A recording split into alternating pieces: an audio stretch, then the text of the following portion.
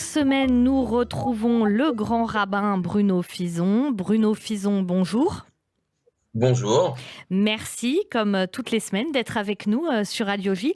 Alors, entre deux tours de la présidentielle oblige, on évoque avec vous la question de la laïcité dans le débat entre les deux candidats et les problèmes posés par la position de Marine Le Pen sur l'abattage rituel et les signes religieux.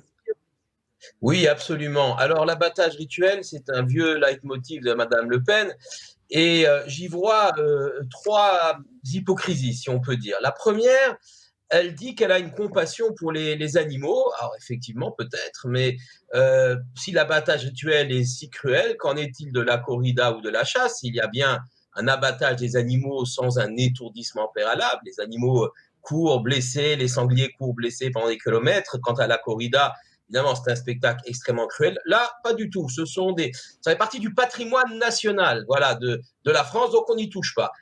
Autrement dit, le kasher ou le halal, c'est pas le patrimoine national de la National. France. Donc, première grande hypocrisie, effectivement, sous couvert de défendre des animaux, elle pousse encore son idéologie. Deuxième point, le bien-être Quand vous animal. dites, et excusez-moi, Oui, quand vous dites elle je prie. pousse encore son idéologie, vous pouvez être plus clair peut-être? Oui, tout à fait. Il y a une forme d'exclusion pour tout ce qui ne correspondrait pas au modèle français selon ce parti, le Rassemblement national, qui s'appelait autrefois le Front national. Il y a une véritable filiation historique dans ce mouvement.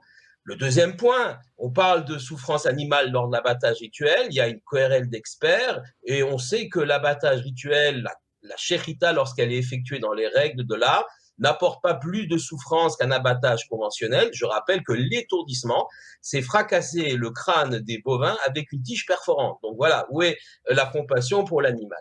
Et puis le troisième point qui est très important, vous vous rappelez peut-être que M. Bardella, son numéro 2, avait exprimé l'interdiction de l'importation de viande cachère et halal en France, donc nous privant de toute consommation de viande cachère ou halal.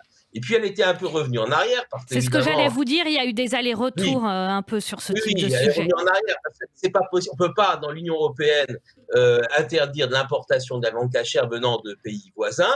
Mais tout de même, il y a une dangerosité si, par malheur, elle était élue et qu'elle interdirait donc l'abattage rituel, mais permettant l'importation de viande cachère. On se retrouvait dans la situation de la Suisse, avec un coût de la viande qui est extrêmement élevé, des taxes qui sont posées.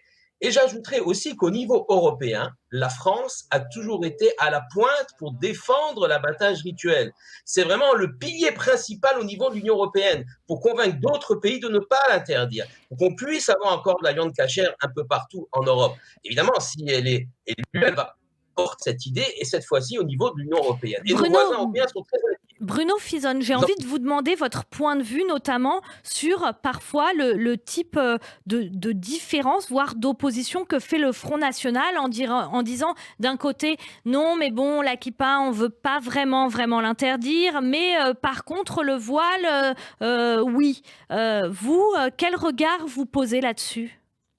Écoutez, il y a une liberté totale. Il faut distinguer entre ce qui est le militantisme islamique, évidemment, qu'il faut combattre sous toutes ses formes, et le droit des individus, hommes ou femmes, de se vêtir selon leurs prescriptions religieuses.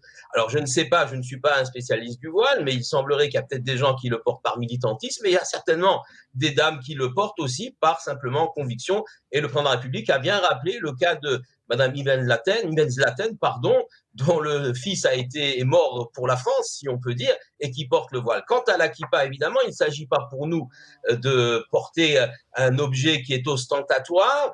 Ça fait partie pour les gens religieux pratiquants je dirais, de l'habit ou d'une coutume, d'une pratique. Puis on s'arrête, où va s'en s'arrêter? On va interdire le chapeau, le borsalino, dans lequel les juifs orthodoxes se reconnaissent, ou le Streimer, je ne sais pas. Donc on va légiférer sur les sortes de les perruques pour nos dames, etc., etc. On est vraiment dans une sorte de dictature de la et ça, c'est pas du tout acceptable. Donc vous l'avez compris, je pense qu'il faut tous qu'on vote Emmanuel Macron ce dimanche, y compris peut-être ceux de nos corréligionnaires qui ont été tentés de voter pour M. Zemmour au premier tour. Malgré l'appel lamentable de M. Zemmour à voter pour Mme Le Pen, il faut vraiment que nous faisions barrage à ce parti et à son idéologie. Dernière question, Bruno Fison. Là, vous avez parlé de ce qui concerne, et vous avez raison, ce qui nous concerne, nous, juifs, directement, mais est-ce que peut-être vous avez aussi quelque chose à dire concernant le reste du programme de Marine Le Pen, comment elle considère les autres minorités, et puis aussi vous, en tant que rabbin, évidemment, vous avez une idée de ce qu'est la liberté, etc. Peut-être une réaction là-dessus avant de nous quitter? Surtout que là, en ce moment, Absolument, on est pessard, donc voilà.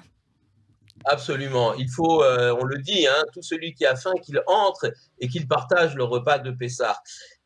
Par rapport, évidemment, mais également à l'extérieur. Nous qui avons vécu en Égypte, entre guillemets, dans la souffrance de l'Égypte, nous qui avons subi tellement de persécutions dans l'histoire, nous devons d'être sensibles aux persécutions des autres. Bien sûr, j'ai à l'esprit les Ukrainiens. Évidemment, l'Ukraine, on est totalement solidaire. C'est assez curieux d'ailleurs que elle se retrouve dans la position de pro-Poutine. Bon, elle a fait Elle, marche arrière vous depuis, voulez mais au dire départ, Marine Le Pen, hein, quand vous dites elle. absolument, Voilà. absolument. Après, bon, elle peut retourner sa veste parce Oui. que ça ne se fait plus tellement aujourd'hui. Donc, il y a une problématique de la compassion vis-à-vis d'autrui, de l'accueil d'autrui et également de l'autrui qui est différent de nous, le chrétien ou le musulman, avec lesquels, dans le cadre interreligieux, nous essayons et nous réussissons d'ailleurs d'avoir d'excellents rapports. Merci beaucoup, Bruno Frison, d'avoir été avec nous sur Radio J. Et puis, je vous dis bonne fête. Chag Sameach. Merci beaucoup. On dit chez nous, Gut Yom Tov dans notre région. Chag Sameach. Chag Sameach, merci. Et c'est la